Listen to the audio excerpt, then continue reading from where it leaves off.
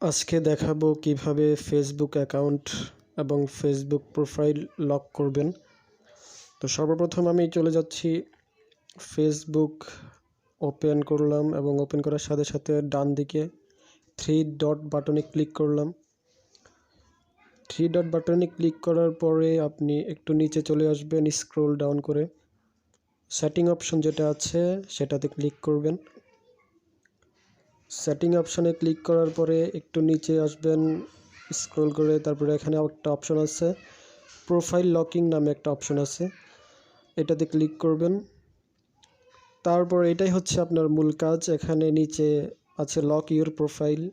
Lock your প্রোফাইলে click করার সাথে সাথে আপনার অ্যাকাউন্টটি এবং আপনার প্রোফাইলটি লক হয়ে যাবে এবং আপনি যে কোনো সময়, আমরা একটু চেক করে দেখি, দেখুন এখানে বলছে ইউ লকড ইউর প্রোফাইল। তো আপনি যদি